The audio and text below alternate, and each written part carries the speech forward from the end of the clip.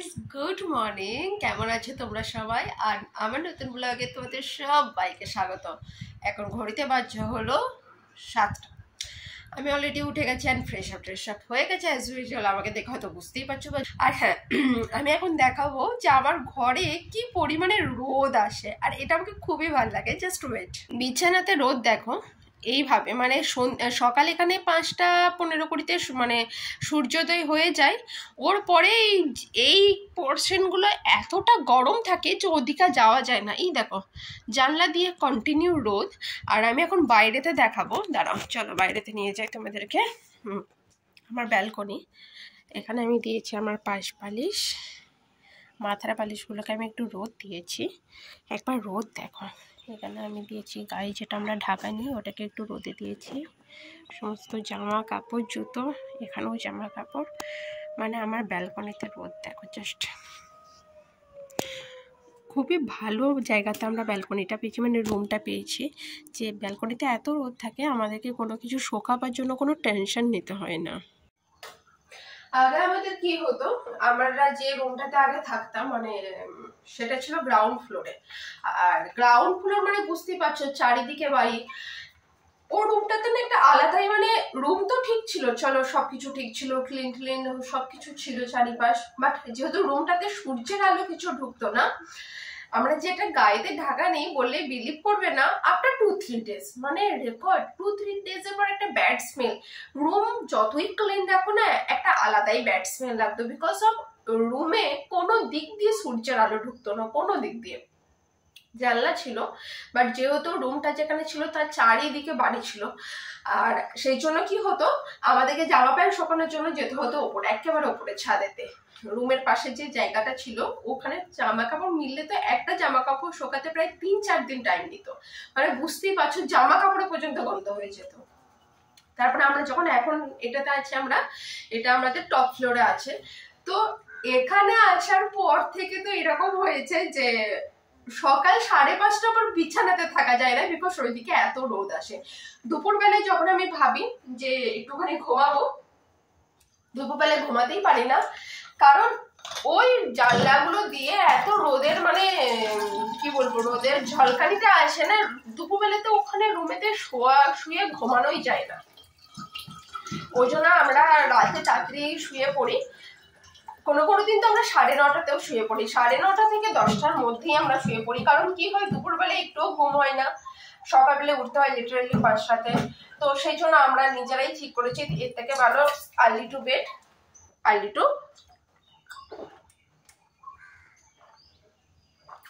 Two bed and early to wake up. শরীরও ভালো থাকে আর লং টাইম পাওয়া যায়। আর স্কুল থাকলে বুঝতেই পারছো, স্কুল থাকলে তো সময় কোন দিকে বেরিয়ে যায় আমি ঠিক বুঝতে পারি না। স্কুল থেকে আস্তে আস্তে 2-2:30টার পর এতটাই টায়ার্ড ফিল হয় যে মনে হয় খেয়ে দিয়ে একটু শুই, শুতে 5টা 5:30, তারপরে ডান্স ক্লাস, তারপরে রাতে dinner preparation, dinner and after that cleaning and everything, after that go to bed. মানে এরকম একটা ডে চলে যায়, বুঝতেই পারি না যে দিনটা কখন শুরু হলো, দিনটা কখন শেষ হলো, আবার একটা দিন শুরু হয়েছে। মানে আমাকে মনে হচ্ছে 2019 থেকে 19, 20, 21, 22, 23, 24, 25, মানে এরকম লাগে এত কটা ইয়ার আমরা একসাথে স্পেন্ড করে দিয়েছি, এত কটা ইয়ার। এখনো পর্যন্ত মনে হয় বাপরে এই তো কবে যেন আমাদের বিয়ে হলো। বিকজ দিন এত তাড়াতাড়ি বেরোয়, যদি কেউ কোনো জায়গাতে যুক্ত থাকে, মানে যুক্ত থাকে ইন দ্য সেন্স অফ কেউ কোনো জায়গাতে যদি কাজ করে, কাজের মধ্যে যুক্ত থাকে, লিটারালি বলছি ও বুঝতে পারে না কখন 24 আওয়ার্স পেরিয়ে যাচ্ছে। তোমরা তো বুঝতেই পেরে গেছো আমি এখন কোথায় আছি। অবভিয়াসলি কিচেনে আছি, মানে হলো সকালবেলাকার জন্য বানাচ্ছি হলো আমি কফি। যতদিন স্কুল নেই ততদিন একটু ভালো করে নিজের মনের মতো করে খাওয়া দাওয়া করে নিই। স্কুলে এবার শুরু হয়ে যাওয়ার পর সকালে উঠেই অ্যাশ করে কফি খাওয়া, টিভি দেখা সব বেরিয়ে যাবে। বাট মানে অ্যাকচুয়ালি কি হয়েছে, প্রথম খুব বোর লাগছিল যখন আমাদের স্কুলে ছুটিটা শুরু হলো। প্রথম মনে হচ্ছিল আরে বাপরে কি করে ঘরেতে টাইম পাস হবে, এরকম টাইপের। বাট এখন এখন এত ভালো লাগছে, এখন মনে হচ্ছে ধুর স্কুল না ওপেন হলেই ভালো, এরকম টাইপের। মানে বলতে নেই, টিচার যদি এরকম কথা বলে যে স্টুডেন্টরা কি শিখবে, তাই না? তো এখন মানে মনে হচ্ছে আরে এই লাইফটাই ভালো।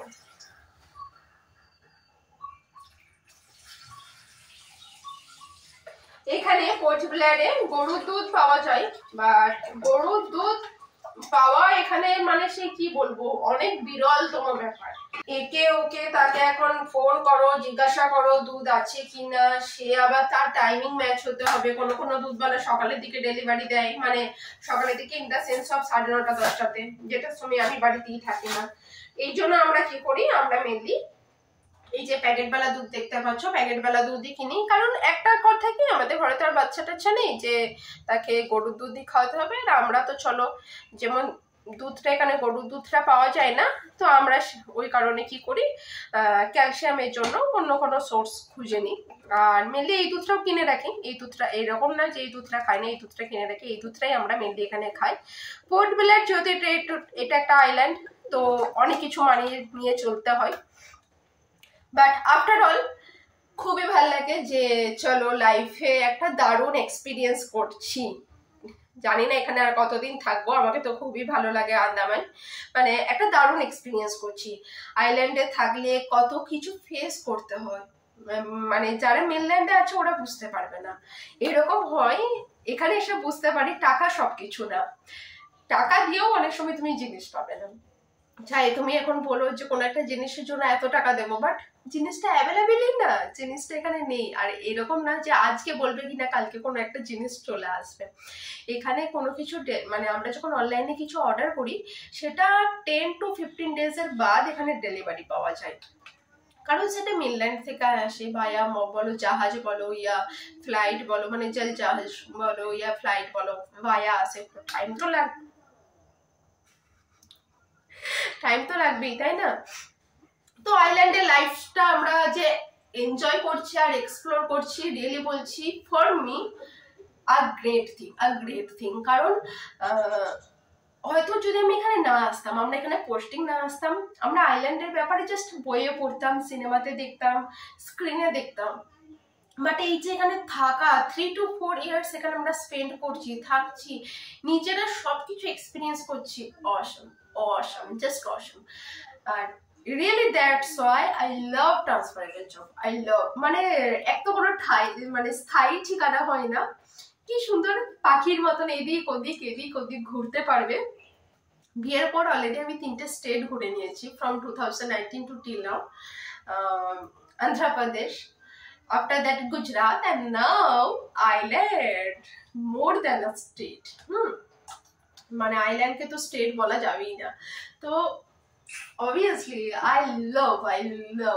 আর এখানে আমার রেডি হলো কফি উইথ গুড়। আমি আজকাল মেনলি কফি হলো গুড় দিয়ে খাই। তো আমি অলরেডি তোমাদেরকে বলেছিলাম যে আমি চা বা কফি খেলে অনেক কিছু রেসিপি আছে, লাইক হানি, গুড়, অ্যান্ড আমি চিনি দিয়েও খাই। এরকম কিছু না যে আমি চিনি দিয়ে খাই না, কফি গুড়। আর তার সাথে সাথে দেখাচ্ছি, দেখো টিভি। আমি বললাম না এখন স্কুল নেই, তো পুরো মানে বিন্দাস লাইফ আমি এখন স্পেন্ড করছি। যখন স্কুল শুরু হয়ে যাবে তখন দেখবে, মানে আমি দৌড়ে বেড়াচ্ছি, তখন তো আর দেখতেই পাবে না, কারণ আমি ডেলি ব্লগ দিতেই পারবো না, টাইমে পাওয়া যায় না। আর এখানে হলো আমার গরমা গরম ব্রেকফাস্ট রেডি। এটা হলো মিক্স ডাল আর তার সাথে হলো অমলেট। এটা আমি দেবো একটুখানি black pepper, black salt and tomato sauce. আজকে হলো সোমবার, অনেকদিন পর মানে আমি তো ফ্রি আছি একটুখানি। তো আমি এখন করছি কি, জামা প্যান্ট যেগুলো সব উইকেন্ডে কেচেছিলাম, হোলির দিনে কেচেছিলাম, সেগুলো এখন সব গুছিয়ে রাখার পালা। কারণ কি হয়, যখন জামা কাপড় কাচা হয় তারপরে গুছিয়ে রাখতে সব থেকে বেশি বোর লাগে। তো ওটাই, যেগুলো ডেলি ইউজ সেগুলো তো এখানেই রেখে দেবো ঝুলিয়ে। কারণ ওই প্রতিদিনের পরে জামা কাপড় আবার আলমিরাতে রাখবো, আলমিরা থেকে বার করা, সেই জন্য আমি প্রেফার করি ডেলি ইউজ গুলোকে বাইরেই রেখে দেওয়া, হ্যাঙ্গারে ঝুলিয়ে রেখে দেওয়া। আর যেগুলো নট ডেলি ইউজ সেইগুলোকে তো মেনলি আলমিরাতেই রাখবো। রান্নাও করতে হবে, লাঞ্চ বানাতে হবে, লাঞ্চের কোনো কিছু নেই, মানে কোনো প্রিপারেশন এখনো করাই হয়নি। সবার আগে জামা প্যান্ট গোছানো, অ্যান্ড আফটার দ্যাট লাঞ্চ। এই দেখো এটা কি, আশা করি তোমরা চিনতেই পারছো, মোচা, ইয়েস। তো আজকে দুপুরে মেনলি হচ্ছে মোচার তরকারি, তো সেই জন্য আমি এখন বসে বসে ছাড়াচ্ছিলাম মোচা। মোচা ছাড়াতে আমার খুব ভালো লাগে, কি সুন্দর এটা বার করো তারপরে এটা বার করো, ব্যাস হয়ে গেল।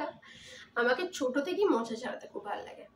আর হ্যাঁ, ভাবছি বিকালে একটু মোচার চপ বানাবো। মোচার চপ হয়তো খেয়েইছো, কলকাতাতে যেমন অনেক রকমের চপ পাওয়া যায় না, মানে অনেক রকমের রেসিপি চপ, চিংড়ির চপ বলো, মোচার চপ বলো, আলুর চপ, অনেক কিছু পাওয়া যায়।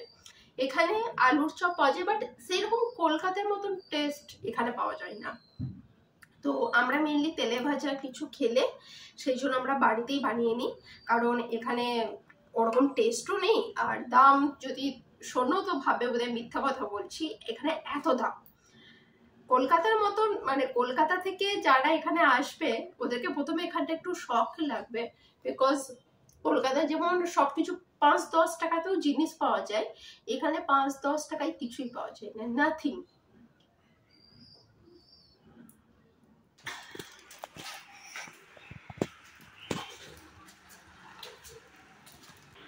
আমি এত ডিপ ঘুমাচ্ছিলাম, হঠাৎ করে সরি কুরিয়ারওয়ালার ফোন এসেছে। আমি মিশোতে একটা টপ অর্ডার করেছিলাম, তো টপটা ডেলিভারি দিতে এসেছে। উফ, ঘুমটাই ভেঙে গেল। মানে এক তো এখানে এত ইলেকট্রিসিটি আপ ডাউন করে, তাও চলো ইলেকট্রিসিটি আপ ডাউন করছিল না, আমি ভাবলাম চলো অনেকদিন পর একটু দুপুরে ভালো করে ঘুমাই, সেটাও সহ্য হলো না। হয় না, চলো এইটা আনবক্সিং করে দেখি কেমন এসেছে।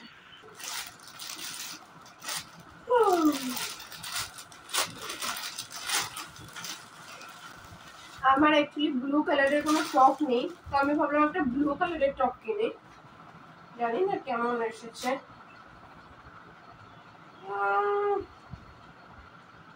ঠিকঠাক, সেটা তো পরেই দেখতে হবে, অ্যাকচুয়ালি পরার পরই বোঝা যাবে যেটা কেমন এসেছে। এখানে যেমন সারাদিন প্রচণ্ড গরম থাকে, বাট বিকালের পর ওয়েদারটা খুবই নরম হয়ে যায়। এখন দেখে বুঝতেই পারছো ব্যালকনিতে কি সুন্দর একটা হালকা ঠান্ডা হাওয়া।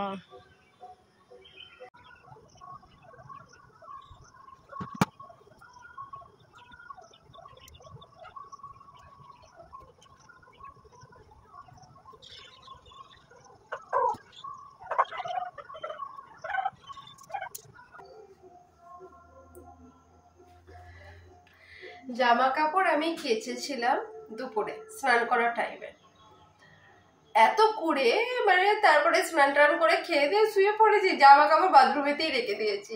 এখন ঘুম থেকে উঠে এখন আমি জামা কাপড় মেলতাম। এই জন্য আমার জামা কাপড় শোকাতে 2 দিন টাইম লাগে। তাও তো এখানে রোদ না, আমি তাছাড়া কি করি রাতের দিকে কেচে নিই, কারণ আমার ব্যালকনিতে কি হয় আর্লি মর্নিং থেকেই মানে রোদ আসা শুরু হয়ে যায়, ঘুমের এখনো ঘোর কাটেনি। আর এখানে দেখো কত বড় একটা পিম্পল হচ্ছে, এই দেখো। তো যেহেতু সকালবেলা থেকে রোদ আসাটা শুরু হয়ে যায়, তো ভালো হয় যে সকাল থেকে না ওই যে 9টা-10টা অব্দি রোদটা পাই, কারাক দারুণ ভাবে জামা কাপড়গুলো শুকিয়ে যায়। আর আমাকে জামা কাপড় একটু রোদে দিতে খুব ভালো লাগে, তো কি হয় জামা কাপড়ের স্মেল হয় না, আমাকে সেই জন্য হাওয়াতে শোকাতে ইচ্ছা করে না, আমাকে রোদে শোকাতে ইচ্ছা করে। রাতের বেলায় কেচে দিলে রাতের বেলায় জলটা ঝরে যায়, আর সকালে উঠে যে রোদটা পাই না, রিয়েলি দারুণ থাকে। তো এখন আমি ঘুম থেকে উঠে এখন আমি সবার আগে খাবো হলো কফি, আর কফি খাওয়ার পর অ্যাজ ইউজুয়াল রাতের ডিনার প্রিপারেশন। আজকে দেখেইছিলেন দিনের বেলাতে আমি মোচা ছাড়াচ্ছিলাম, মোচার তরকারি, বাট এখন আমরা কালকে ডাঁটা কিনে এনেছিলাম মার্কেট থেকে, কালকে সানডে মার্কেট গিয়েছিলাম, ডাটা কিনে এনেছিলাম ড্রামস্টিক। তো আজকে আমি বানাবো হলো সাম্বার, কারণ আমাদেরকে সাম্বার খেতে খুব ভালো লাগে। আর এখানকার যা গরম, এখানে গরমেতে শুধু মনে হয় সাম্বার রাইসই খায়, আর কিছু খেতে ইচ্ছাই করে না। তো আজকে সাম্বার আমি ভালো বানাই, মানে আমার বর বলেছে যে তুমি সাম্বারটা ভালো বানাও। জানি না সত্যি কথা না মিথ্যা কথা, বাট অ্যাকচুয়ালি আমাকেও আমার হাতে সাম্বার খেতে খুব ভালো লাগে। তো সাম্বার রাইস, আচ্ছা রুটি না রাইস, কারণ সাম্বারের সাথে আমাদেরকে রাইস খেতে ভালো লাগে। আর হলো মোচার তরকারি, আর ডিম করবো না, কারণ ডিম আজকে সকালে খেয়েছি আর এতটাই গরম যে ডিম খেতেও ইচ্ছা করছে না। তো চলো কফি খাওয়ার পর রাতে ডিনার প্রিপারেশন স্টার্ট করা যাক। এই জিন্দেগি, মানে স্কুল নেই, সকাল থেকে উঠে খাওয়া, ঘুম, ঘুরে বেড়ানো, এটাই। বাট লিটারালি বলছি আই এম লাভিং দিস। কারণ কি হচ্ছে, যেটা আমার বিজি স্কেডিউল থাকে না, মানে সেই কি বলবো, মানে ইঁদুর দৌড়ে মতন র্যাট রেস, অ্যাকচুয়ালি এটাকে ইংলিশে র্যাট রেসই বলে, এরকম করে যে ঘুরে বেড়ানো। তো কি হয়েছে, একটুখানি আমি রিলিফ পেয়ে গেছি। বাস একটা মাস, তারপর আবার এপ্রিল থেকে স্কুল, তারপরে মে অ্যান্ড জুন গ্রীষ্মের ছুটি থাকবে। মে অ্যান্ড জুন আমি তো আমার নিজের বাড়ি যাচ্ছি, আফটার আ লং হল আমি বাড়ি যাচ্ছি। তো আমি যত না এক্সাইটেড, আমার বাড়ির লোকেরা তার থেকে ডবল এক্সাইটেড, কবে আসবি কবে আসবি, মানে পার ডে ফোনে কথা হলে একটাই কথা, কবে আসবি, স্কুলে ছুটি কবে পড়বে। তো ওই বাস চলছে। আমি মেনলি আজকে ভাবলাম যে আজকে দেবো হলো সোমবারতে গাজর দেবো, একটা বিটরুট দেবো, আর ড্রামস্টিক দেবো। গাজরের কোয়ালিটি এখানে ভালোই থাকে।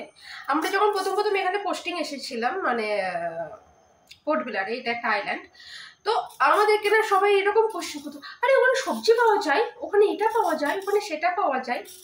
তো আমরা বলতাম হ্যাঁ এখানে সব কিছু পাওয়া যায়, বাট যেহেতু এখানে অনেক জিনিস মানে অনেক ফসল উৎপাদন যেহেতু এখানে হয় না, সেহেতু ওগুলো মেনল্যান্ড থেকে আসে। মেনল্যান্ড মানে তোমার ওখান থেকে কলকাতা বলো, চেন্নাই বলো, ভাইজ্যাগ বলো, ওখান থেকে আসে, তো সেই জন্য কস্টলি হয়, বাট পাওয়া সব কিছুই যায়।